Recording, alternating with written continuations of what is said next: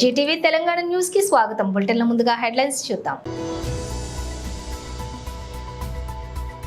చిట్యాల వద్ద మంత్రి ఉత్తమ్ కుమార్ రెడ్డిని అడ్డుకున్న బాల్నేపల్లి చిట్యాల గ్రామస్తులు. ప్రభుత్వ ఆసుపత్రిని ఆకస్మికంగా సందర్శించిన మెదక్ ఎంపీ రఘునందన్ రావు.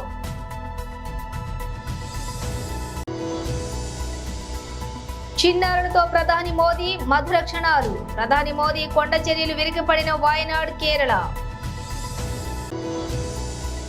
ప్రత్యక్ష ప్రసారం ఏఐసిసి ప్రధాన కార్యాలయంలో Shrimati Supriya Shrinate Congress party briefing హిడెన్స్బర్గ్ నివేదిక.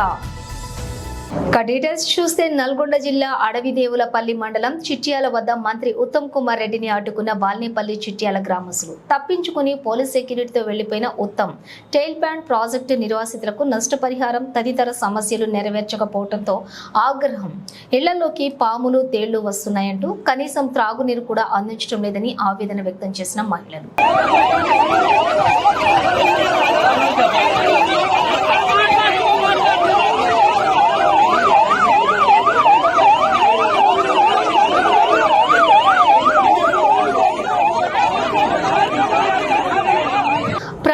ఆసుపత్రిని ఆకస్మికంగా సందర్శించిన మెదక్ ఎంపీ రఘునందన్ రావు సిద్దిపేట జిల్లా దుబ్బాక ప్రభుత్వ ఆసుపత్రిని సందర్శించి ఆసుపత్రిలో పేషెంట్లతోటి మాట్లాడిన మెదక్ ఎంపీ రఘునందన్ రావు అనంతరం హాస్పిటల్లో ఉన్నటువంటి సమస్యలు వైద్యులను అడిగి తెలుసుకున్నారు. ఆసుపత్రిలో వైద్యుల కొరత ఉందని పేషెంట్లు ఎంపీ దృష్టికి తీసుకురాగా త్వరలోనే పరిష్కరిస్తామని హామీ ఇచ్చారు. ఆసుపత్రిలోని అందుతున్న సేవలపై సంతృప్తి వ్యక్తం చేశారు. ఈ కార్యక్రమంలో ఆసుపత్రి సూపరింటెండెంట్ డాక్టర్ హేమరాజ్ సింగ్, వైద్య సిబ్బంది తదితరులు పాల్గొన్నారు.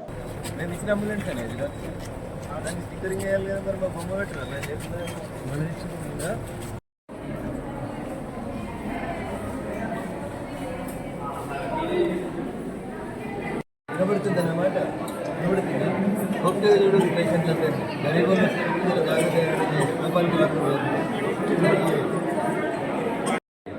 నేను ఎమ్మెల్యే ఉన్నప్పుడు వారానికి ఒకసారి వచ్చేయాలి. ప్రజలందరికీ మీరు ఎంపీకి పంపించాను. అప్పుడప్పుడు రావడానికి ప్రయత్నం చేస్తాను. పేషెంట్స్ అయితే మంచిగా చేస్తాను. ఏం పేరు ఏం చదువుతున్నాం చేసుకోవాలి. ఎట్లా ఉన్నది ఏం వచ్చిందా? సో బిడ్డ మంచిగా ఉండాలంటే వేసే ఉంచాలి. ఎండలో పంపాలి, గ్రౌండ్లో పంపాలి, సెల్ ఫోన్ ఇచ్చుడు బిడ్డ నల్ల లేకపోతే నువ్వు ఉండవు వీడు అంటున్నా. కూడా గుర్తిస్తావు అంటే ఏం చేస్తావు? ఏదైతే కష్టం కాకుండా ఉంటుంది. ఫోన్ నెంబర్ 4 సార్లు స్టిక్కర్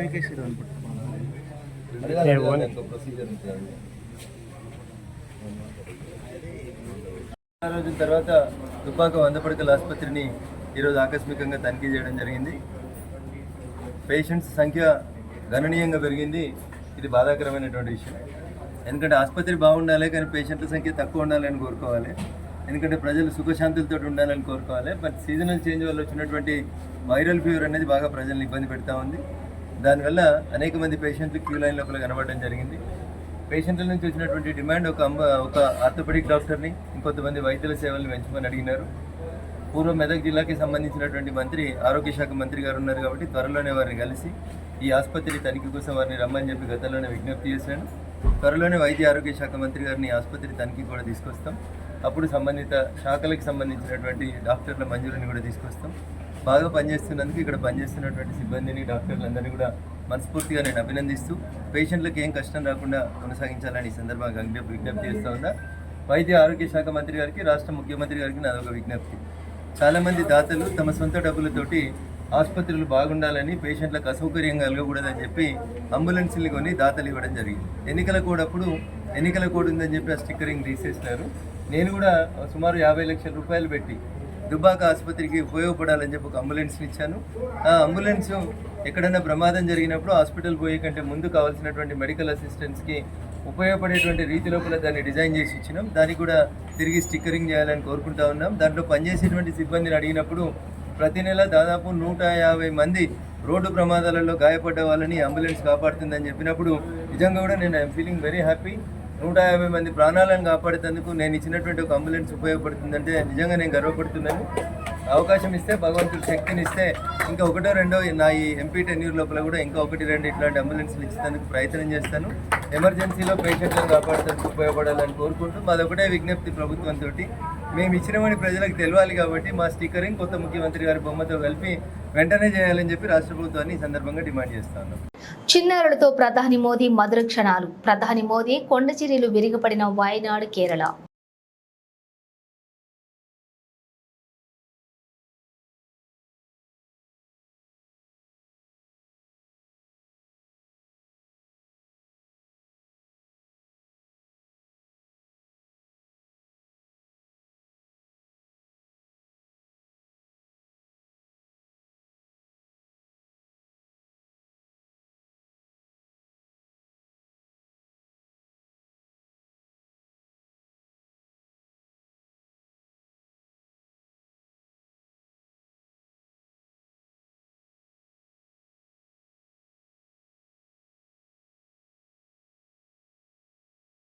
ప్రత్యక్ష ప్రసారం. ఏఐసిసి ప్రధాన కార్యాలయంలో Shrimati Supriya Shrinate Congress party briefing. Hindenburg నివేదిక.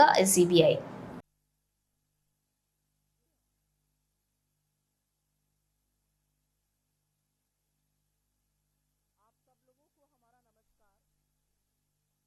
सॉरी,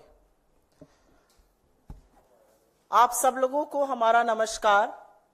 और आज इतवार के दिन आपको आपके घरों से बुलाकर प्रेस वार्ता कर रहे हैं, क्योंकि ये बहुत जरूरी प्रेस वार्ता है और ये प्रेस वार्ता होनी चाहिए। और मुझे ऐसा लगता है कि किसी और लोकतंत्र में अगर ये घटनाएं हुई होती तो सरकारें गिर जाती।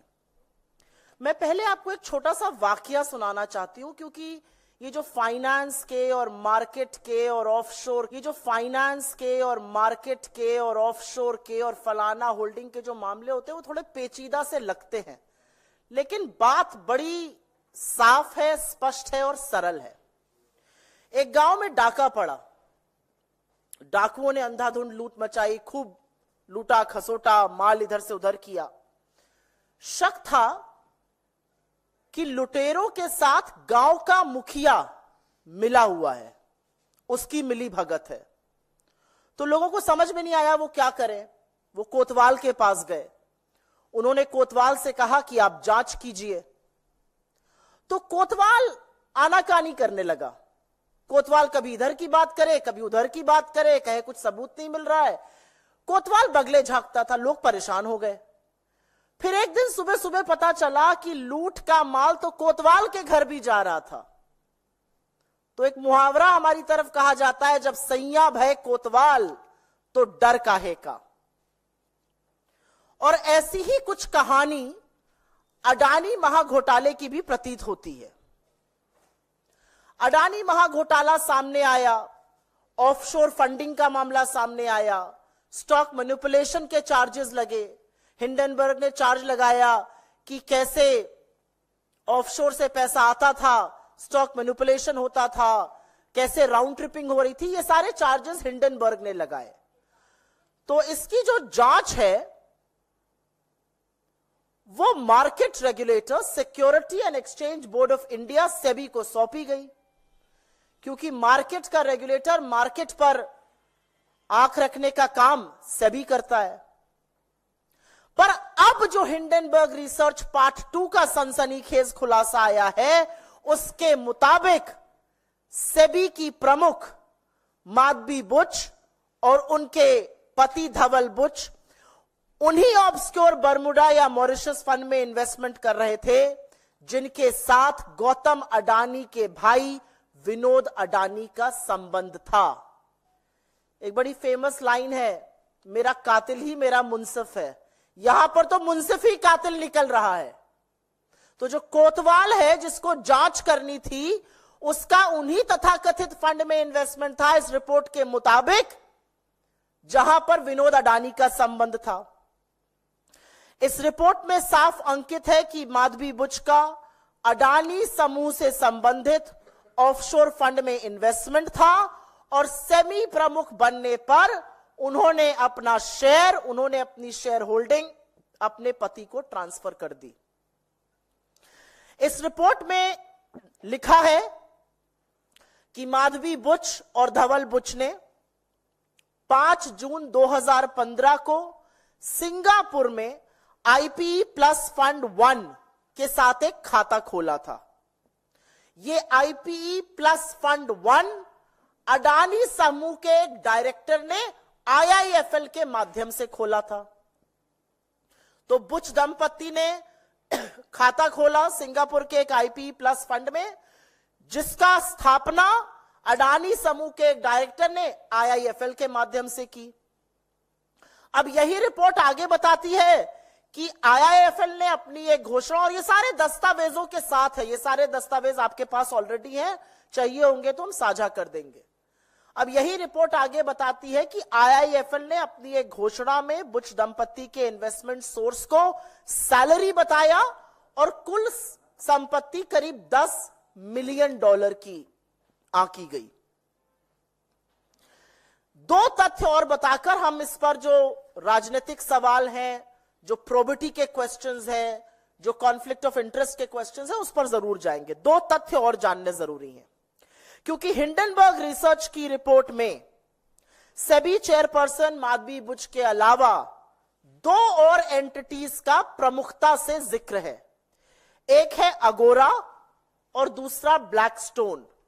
ये दोनों अहम किरदार हैं, नाम याद रखिएगा, अगोरा एंड ब्लैकस्टोन। इस रिपोर्ट के अनुसार अप्रैल 2017 से लेकर मार्च 2022 सेबी प्रमुख बनने के टाइम तक माधवी बुच तब सेबी में होल टाइम मेंबर थी और उनके पास तब एक ऑफशोर सिंगापुरी कंसल्टिंग फर्म में 100% हिस्सेदारी थी। इस कंसल्टिंग फर्म का नाम अगोरा पार्टनर्स है। नाम याद रखिएगा, सिंगापुर बेस्ड कंसल्टिंग फर्म अगोरा पार्टनर्स, जिसका स्वामित्व माधवी बुच जी के पास था जब वो होल टाइम सेबी मेंबर थी, सेबी चेयरपर्सन बनने से पहले। जैसा कि मैंने आपको पहले बताया था, मार्च 2022 में सेबी चेयरपर्सन बनने पर उन्होंने अपनी शेयरधारिता अपने पति को ट्रांसफर कर दी। ये अगोरा की बात कर रही हूं मैं। रिपोर्ट आगे बताती है कि अगोरा पार्टनर्स जो है वो 2013 में सिंगापुर में रजिस्टर हुआ था और आज भी सेबी की चेयरपर्सन माधवी बुच जी वर्तमान में अगोरा एडवाइजर नाम की कंपनी में 99% की हिस्सेदार हैं। उनके पति इस कंपनी के डायरेक्टर हैं। कंसल्टिंग फर्म में वो 100% स्वामित्व था, उन्होंने अपने पति को ट्रांसफर कर दिया था। एडवाइजरी जो अगोरा एडवाइजरी के नाम से है उसमें 99% की हिस्सेदार है। यहां पर एक आंकड़ा बता रही हूं और यह जानना जरूरी है। हिंडनबर्ग रिसर्च की रिपोर्ट के मुताबिक 2022 में अगोरा ने $2,61,000 का रेवेन्यू कमाया था। यह उनकी कमाई थी, जो माधवी बुच जी जो सेबी की प्रमुख हैं उनके वेतन का करीब 4.5 गुना है। अगोरा की बात हो गई। अगोरा एक कंसल्टिंग फर्म था, वो कंसल्टिंग का बिजनेस करते हैं, उसमें माधवीपुरी बुच जी का स्वामित्व था। पति को ट्रांसफर हुआ, 4.5 गुना उनका रेवेन्यू $2,61,000 सिर्फ 2022 तक था। अब दूसरे अहम किरदार की बात कर लेते हैं और वो है ब्लैकस्टोन। एक रीट्स नाम की चीज होती है जो इन्वेस्टमेंट का प्लेटफॉर्म है। एक जैसे म्यूचुअल फंड होता है, पोर्टफोलियो मैनेजमेंट सर्विस होता है, वैसे ही एक रीट्स है, रियल एस्टेट इन्वेस्टमेंट ट्रस्ट। इसकी बहुत पैरवी आजकल सेबी करता है। माधवीपुरी बुच जी ने तो सार्वजनिक रूप से इसको अपना फेवरेट इन्वेस्टमेंट इंस्ट्रूमेंट भी बताया है, इन्वेस्टमेंट ऑफ द फ्यूचर भी बताया है। हिंडनबर्ग रिपोर्ट के मुताबिक सेबी चीफ पर उन्होंने ब्लैकस्टोन जैसी कंपनियों को रेगुलेटरी मतलब नियम कानून बनाकर फेवर देने के आरोप लगाए हैं। उनका कहना है कि सेबी चेयरपर्सन रहते हुए माधवीपुरी बुच जी के पति धवल बुच ब्लैकस्टोन के सीनियर एडवाइजर बन गए, वरिष्ठ सलाहकार वो नियुक्त हो गए ब्लैकस्टोन के, और ब्लैकस्टोन रीट्स का एक बड़ा प्लेयर है इंडिया में। एक बात यह भी बता दूं कि इनके पति इससे पहले रियल एस्टेट में कभी इन्वॉल्व नहीं थे, कैपिटल मार्केट्स में उनका इन्वॉल्वमेंट बहुत सीमित था। हिंडनबर्ग का आरोप है कि रेगुलेटरी बदलाव నాగర్ కర్నూలు జిల్లాలో నైట్ హౌస్ బ్రేకింగ్ దొంగతనాలను ఛేదించిన అచ్చంపేట పోలీసులు నిందితుల వివరాలు వెల్లడించిన జిల్లా ఎస్పీ శ్రీ రఘునాథ్ వైభవ్ గైక్వాడ్ వివరాల్లోకి వెళితే గత కొన్ని నెలలుగా అచ్చంపేట మరియు కల్వకుర్తి పట్టణ పరిధిలో నైట్ హౌస్ బ్రేకింగ్ దొంగతనాలకు పాల్పడుతున్న ఇద్దరు దొంగలను గుర్తించి అరెస్ట్ చేసిన అచ్చంపేట పోలీసులు సుమారు 6:30 గంటలకు అచ్చంపేట సీఏ జి రవీందర్ మరియు అచ్చంపేట ఎస్ఐ రాములు అందుబాటులో ఉన్న సిబ్బందితో కలిసి అచ్చంపేట పట్టణంలో గల అగ్రికల్చర్ మార్కెట్ యార్డ్ లో ఆకస్మిక తనిఖీలు చేయడం జరిగింది। అనుమానాస్పదంగా ఉన్నటువంటి ఇద్దరు వ్యక్తులను విచారించగా గత కొన్ని నెలలుగా పట్టణ పరిధిలోని నైట్ హౌస్ బ్రేకింగ్ దొంగతనాలకు పాల్పడుతున్నారని మేమే అని కూడా నేరస్తులు ఒప్పుకోవడం జరిగింది। అచ్చంపేట పట్టణంలోని 5 కేసులు మరియు కల్వకుర్తి పట్టణంలో 4 కేసుల్లో నిందితులుగా ఉన్నారు। మొత్తం పోయిన సొమ్ము చూసుకున్నట్లయితే ప్రాపర్టీ రికవరీ అచ్చంపేట పిఎస్ మొత్తం 5 కేసులు బంగారు అపర్ణాలు 37 గ్రాములు 17 గ్రాముల వెండి అపర్ణాలు 200 గ్రాములు। వయసు 30 ఇయర్ వయసు వాళ్ళు కోకోనట్ బిజినెస్ చేస్తున్నారు అది మన అమరావతి ఏరియాలో।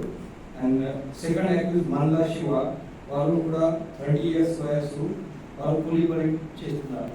ఈ ఇద్దరు కలిసి మన అచ్చంపేట ఏరియాలో ఆల్మోస్ట్ 5 దొంగతనం చేశారు మరియు కల్వకుర్తి ప్రాంతంలో కూడా 4 దొంగతనం కేసులు చేశారు। ఈ దాంట్లో 3 grave offenses and 6 non-grave offenses ఉన్నాయి। ఈ మొత్తం కేసెస్ ఇది రీసెంట్ గా లాస్ట్ 2 months కింద ఇక్కడ మన దగ్గర ఈ బుక్ అయింది।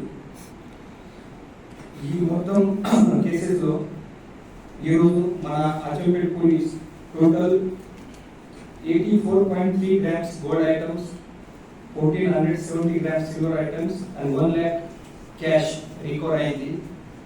సో ఈరోజు ఈ ఇద్దరు యాక్టివ్లో మన అరెస్ట్ చేసి జ్యుడిషియల్ రిమాండ్కు పంపించేస్తున్నాము మరియు తర్వాత పోలీస్ కస్టడీ తీసుకొని ఫర్దర్ ఇన్వెస్టిగేషన్ కూడా చేస్తాము। ఈ ఇన్వెస్టిగేషన్ మళ్ళీ కొన్ని ప్రాపర్టీ రికవరీ అవకాశం ఉంది। ఈ ఇద్దరు యాక్టివ్స్ అది రీసెంట్గా మన దగ్గర ఇక్కడ దొంగతనం చేశారు। బట్ ఇంతకుముందు వాళ్ళు ప్రీవియస్ హిస్టరీ వాళ్ళు చైల్డ్హుడ్ ఫ్రెండ్స్ ఇద్దరు చైల్డ్హుడ్ ఫ్రెండ్స్ అండ్ చాలా డేస్ నుంచి వాళ్ళు ఆల్మోస్ట్ 2012 to 2024 వరకు వాళ్ళు మన డిస్ట్రిక్ట్ అవతల చాలా మంది ఆఫెన్స్ కూడా చేశారు। Mainly Meerpet Saroor Nagar Vanasthalipuram and Medipalli police station లిమిట్లో వాళ్ళు ఇంతకుముందు ఆల్మోస్ట్ 10 కేసులు ఇన్వాల్వ్మెంట్ కూడా ఉంది। ప్రీవియస్గా వాళ్ళు అరెస్ట్ చేసి జైలుకు కూడా చేయడం జరిగింది। సో జైలు బయటకి వచ్చిన తర్వాత మళ్ళీ మన ప్రాంతంలో వాళ్ళు ఆల్మోస్ట్ 9 కేసెస్ చేశారు। సో ఈ మొత్తం గ్యాంగ్లో పట్టుకోవడం కోసం మన డిఎస్పీ అచ్చంపేట ఆధ్వర్యంలో సీనియర్ ఆధ్వర్యంలో ఒక టీం స్పెషల్ టీం ఫామ్ ఏర్పాటు చేశాము। ఈ టీంలో Ravinder CI Achampet, Shankar CCS CI మరియు M Ramulu SI Achampet, M Janardhan Reddy ASI, B Venkateswarlu head constable, Anil Kumar Goud PC, P Mallesh PC, Laxman home guard వాళ్ళతో పాటు ఇంకా కొంతమంది మన పోలీస్ ఆఫీసర్ ఇన్వాల్వ్ అయింది। మన నాగర్ కర్నూలు పోలీస్ డిస్ట్రిక్ట్ నుంచి వాళ్ళకి నేను కాంగ్రాచులేషన్ చెప్తాను। ఒక మంచి డిటెక్షన్ మన దగ్గరికి అయింది। సో రీసెంట్గా ఏదైనా మన ప్రాపర్టీ ఆఫీస్లో ఇప్పుడు చాలా సక్సెస్ఫుల్గా మన డిస్ట్రిక్ట్ పోలీస్ అరెస్ట్ చేస్తున్నాము। బట్ తర్వాత మన పోలీస్ నుంచి కూడా జనరల్ పబ్లిక్లో రిక్వెస్ట్, మీరు మ్యాక్సిమం ఇది ఆఫీస్ హెచ్బివై నైట్ హెచ్బివై డే టైంలో ఈ టైంలో జరుగుతుంది। సో వాళ్ళు ఆఫెండర్స్ మెయిన్లీ ఈ లాక్ హౌస్లో టార్గెట్ చేస్తున్నారు।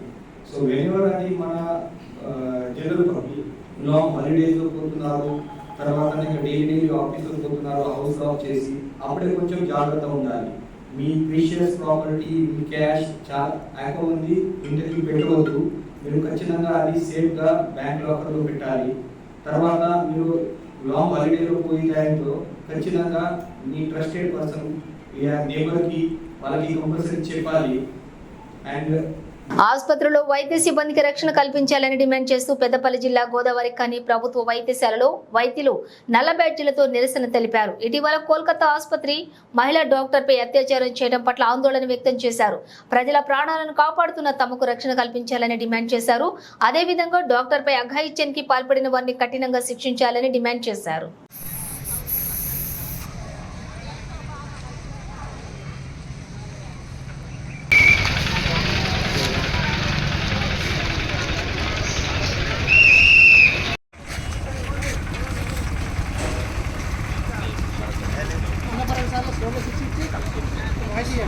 We want justice.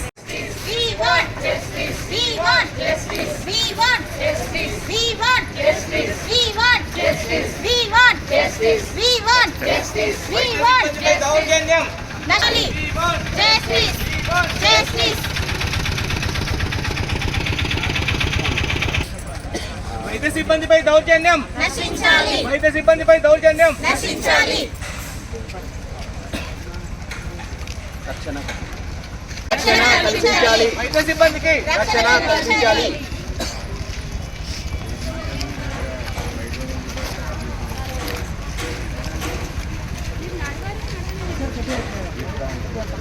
కొంచెం ఇటరండి.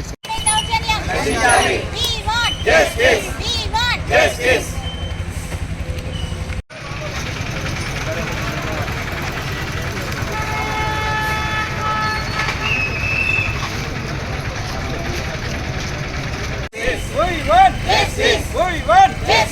డాక్టర్లకు రక్షణ కల్పించాలి. డాక్టర్లకు వైద్య సిబ్బందికి రక్షణ కల్పించాలి. వైద్య సిబ్బందికి రక్షణ కల్పించాలి.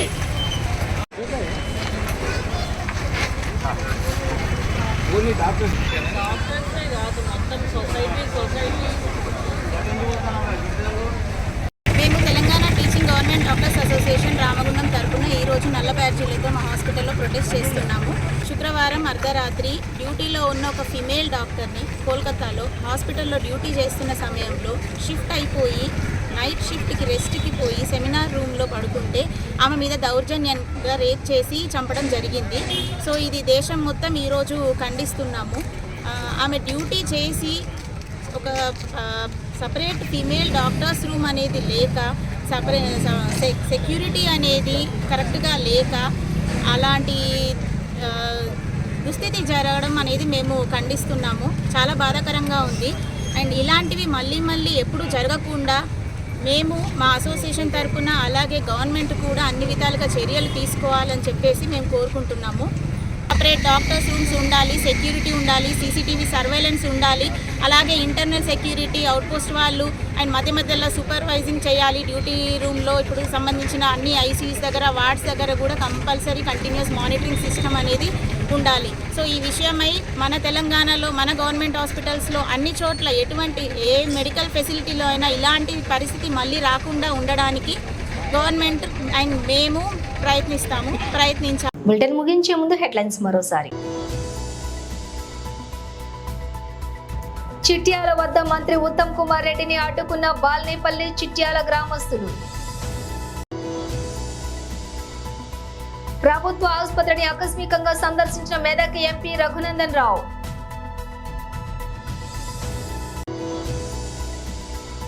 చిన్నారులతో ప్రధాని మోదీ మధుర క్షణాలు. ప్రధాని మోదీ కొండ చర్యలు విరిగిపడిన వాయనాడ్ కేరళ. ప్రత్యక్ష ప్రసారం ఏఐసిసి ప్రధాన కార్యాలయంలో Shrimati Supriya Shrinate Congress party briefing Hindenburg నివేదిక. ఇవి బులెటిన్ డీటెయిల్స్ చూస్తే